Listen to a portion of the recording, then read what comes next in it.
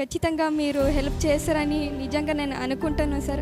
ఖచ్చితంగా చేస్తారు, మీరు నేను చూస్తుంటాను సార్.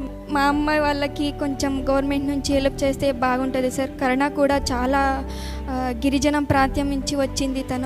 తనకి ఇల్లు కూడా లేదు సార్, అంత కష్టం తనకి.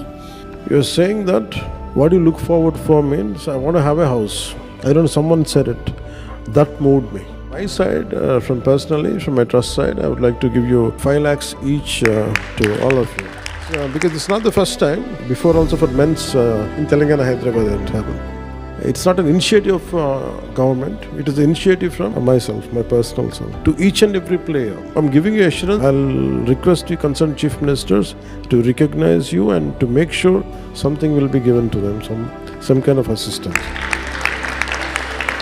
So let me do the initiative. Sir ने बोला है कि हम हर स्टेट सीएम से बात करेंगे और बिल्कुल कोशिश करेंगे तुम लोग का हर चीज़ पूरी हो जाए. तो हमें ये बहुत अच्छा लगा. సారు అంటే ఒక్కొక్కరిని ప్లేయర్స్ని మీది ఏ ఊరు అంటే ఎంత చక్కగా మాట్లాడించారంటే, మా నాన్న ఎలా మాట్లాడతారో మనతో అలాగే పవన్ సార్ మనతో మాట్లాడారు. हर एक लड़की को हम लोगों को 5 lakhs दिया है. तो ये सब पैसा से हम अपना पर्सनल कुछ बनाएंगे या तो हम घर बनाएंगे.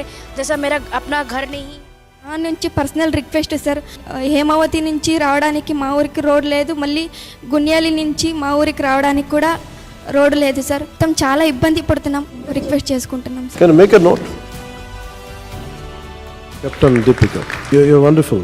Your social consciousness, your camaraderie for your fellow team members, it's amazing. Captain Deepika గురించి చెప్పాలంటే మాటల్లో ఆట కష్టం మాత్రమే కాదు, మా ఊరికి కావాల్సిన సదుపాయాల గురించి మాట్లాడాలనే సామాజిక స్పృహ నిజంగా ఉంది.